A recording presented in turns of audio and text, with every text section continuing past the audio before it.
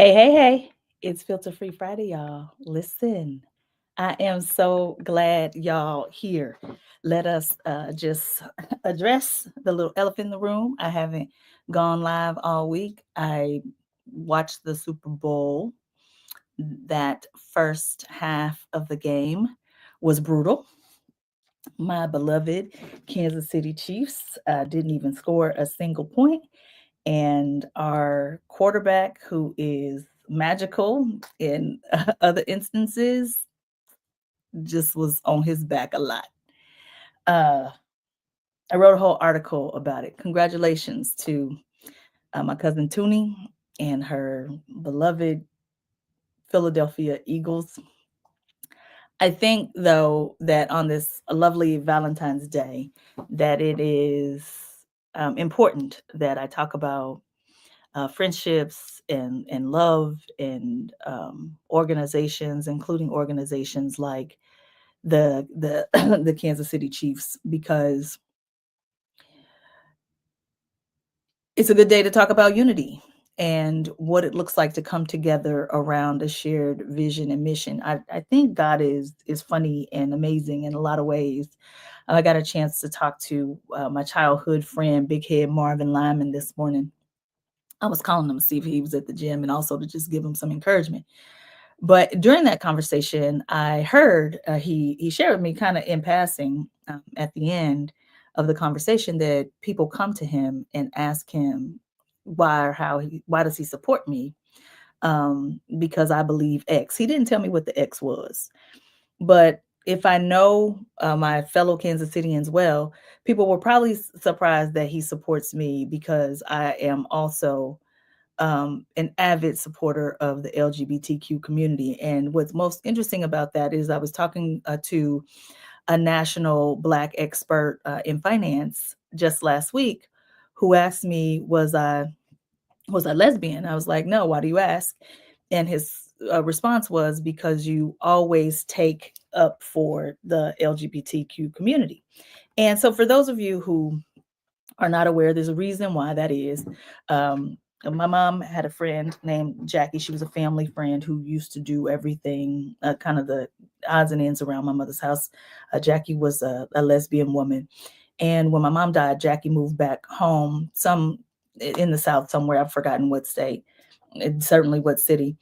And while she was there, a man was sitting in his congregation, and the preacher was preaching about the sin of homosexuality. And this man's mind wasn't working in the way that we would think most people's do.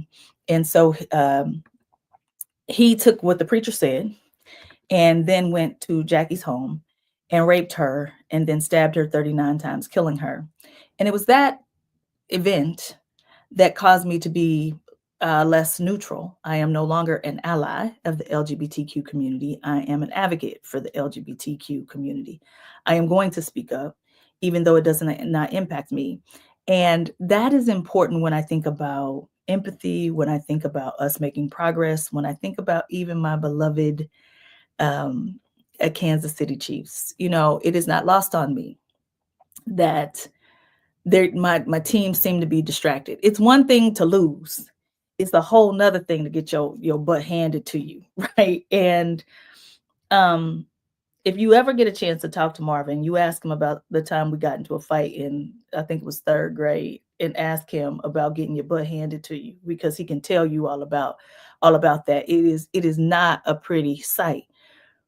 But today, when you consider that Marvin and I grew up just 2 blocks from each other, that we went to the same elementary school, same high school, that we both have had DNA discoveries, that we have been through lots of things together. Um, it is hard. It is hard to create separation um, between us, because we might not think exactly the same thing about everything. So when I think about what happened Sunday, we had a sitting president go to the game who has that has never happened before. That sitting president was sitting in a specific team's booth, so they had clearly decided, which usually that doesn't happen either, right? Like, usually that doesn't happen either. Usually the president is pretty neutral about who they want to win a game.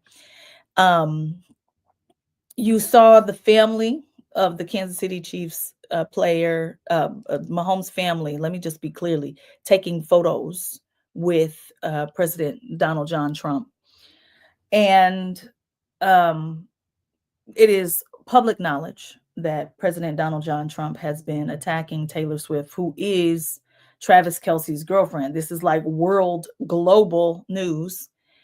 And yet, when Travis Kelce was asked about the president watching him, I don't know who his PR person was or if this was really what he meant, but his response was, "It's an honor." Now, on Valentine's Day, let me tell you what you're going to have a problem with. If you tell me that you my love, and then the next somebody out here in these streets disparaging me, not just don't like me, but disparaging me, your Valentine's Day gonna be nice and let's call it, you know how they have like dry January? This gonna be dry February. You ain't about to have no good time, okay? No good time. So you got all that going on.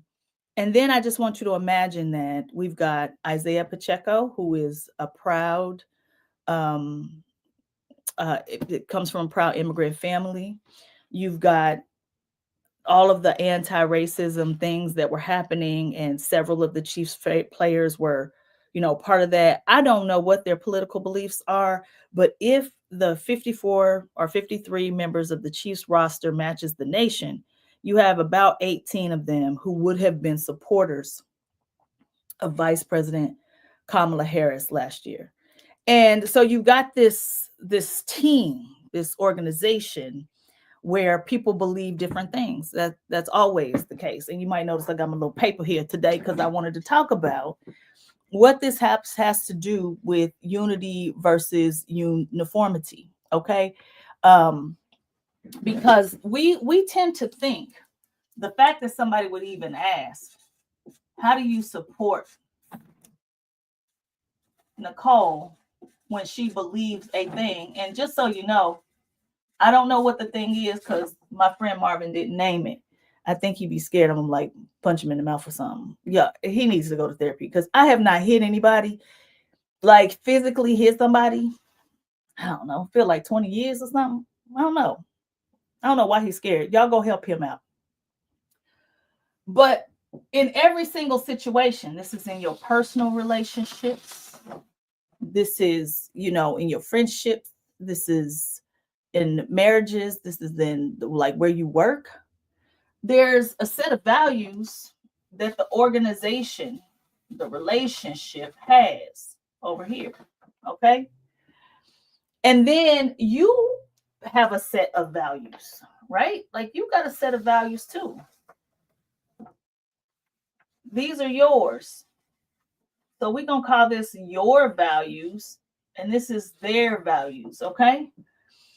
Now, what people think is that they think that it should look like this. My values and the organization values should be on top of each other. That we think exactly the same thing. We support all the same things. We love all the same things. That's what we think, But what you really are looking for here is that there's some overlap where your values and the other person's values like overlap. And I'd like this middle spot to be a little wider, I'm in my happy place when this overlap on this Venn diagram is big, but it never, ever looks like this. There are situations where it's like, where it looks like this. And that's fantastic. And where we come together is here. But this other stuff, I got to get somewhere else. So let's go back in history just so that I can help make this make sense. If I think about the Reverend Dr. Martin Luther King and the civil rights movement, let's say civil rights, right? This is about the civil rights movement. We were trying to address making sure that everyone had rights, right? Like that was It's the reason why immigration of Black and brown people, it had went up drastically after that legislation was changed. But people like Ella Baker and Dr. Dorothy Height, because they were women, didn't have any space to be able to be the front runners of the civil rights movement, because the men who were leading the civil rights movement thought that women should be subjugated to lesser roles. Okay. Did Ella Baker and Dorothy Height go, you know what? Forget them. We don't work together because they don't believe in women's issues, right? So we gonna stay over here and do our own thing. No, Ella Baker and Dorothy Height worked with other women groups to take care of what they couldn't get in this particular circle. They couldn't get over here. And so they would, for the parts of their values that weren't getting addressed here, they would go to another group to get those addressed. I think I heard this quote last week that was something like, the beauty lies in the middle between our points of disagreements. Our points of disagreements are way over here, but we work together here. Now, listen, I get it. Today, people are like, if you say one thing I don't like, I'm going to dismiss you. I just did a podcast recently. And while I was on, and I agree with these people, it was a DNA Angels podcast. The people are lovely and wonderful and amazing, and I forever feel indebted to them for helping me find out the truth about my identity. Early in the podcast, the interviewer says, "You are so articulate."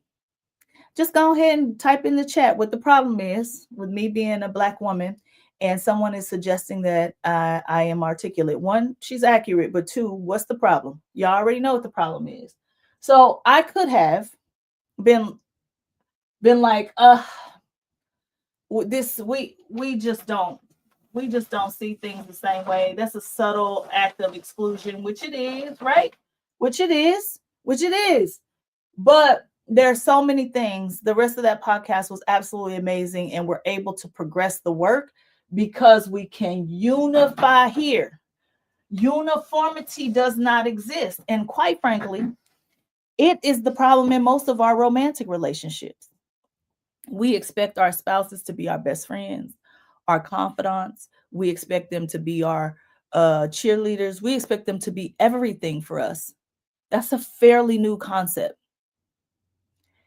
Actually, people used to have friends who filled the gap. There are reasons you have friends. There are reasons you have familial relationships. There are reasons you have work relationships. Your spouse group can be everything to you. I'm a part of a group right now. Every year, the conversation talks about why we're not better friends. Listen, friend does not mean this, that I am everything to you, because none of us can be everything to anyone. Now, what that does not mean is that if I'm a Chiefs player, that I just have to suck it up and don't care, that we don't have discussion and critical discourse around why you support who you support and why I support who I support. We can't just ignore these things. And I've got a sneaky suspicion that what they tried to do was just say the game is bigger than any of what y'all think and just try to move past it.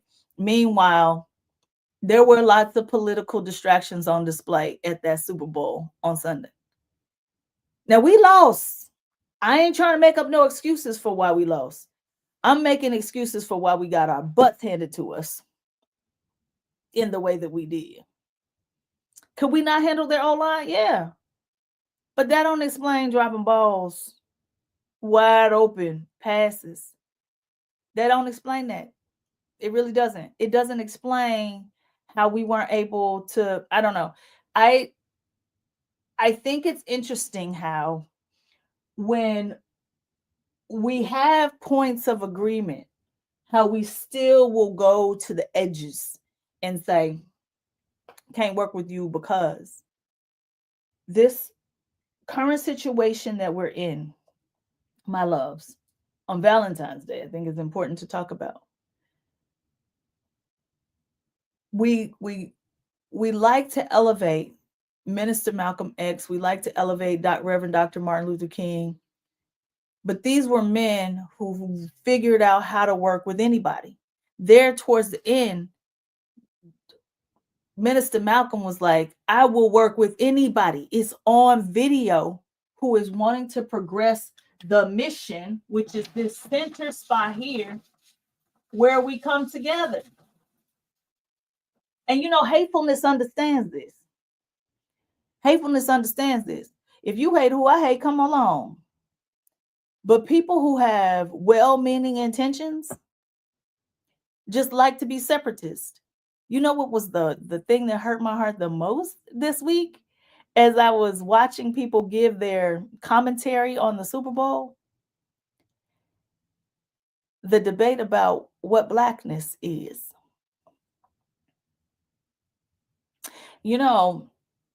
It's fascinating to me that we can't ever seem to figure out who's black when it's a positive outcome. Meaning, if we're going to engage in reparations, we can't figure out who's black. When we're talking about who gets certain accolades, we can't figure out who's black. When somebody is a storied artist doing spectacular, we can't figure out who's black. But when it was time to segregate, we were pretty clear about who was black. When it was time to enslave people, we were pretty clear about who was black. And so my rule is pretty simple here. Like I mean, call it ignoring nuance all you want. But for me, if you had to sit at the back of a bus, you black. So you think I'm not gonna work with someone because they happen to be biracial? What are we even talking about here? What are we even talking about? And sometimes when I think about the African descendant of slaves who is here in this country, do your ancestry DNA test. Tell me you 100% West African and I'll let it go. But you're not. You know why? Because 100% of African enslaved women were raped. 100%. There had one enslaved woman that got out of that thing. And I feel increased frustration, which means I'm just learning. And like, how do I get us to move past these simple arguments, these fringe things, so that we can at least stop getting our asses handed to us like the Chiefs did in the Super Bowl on Sunday? It's Filter Free Friday, y'all. We got work to do.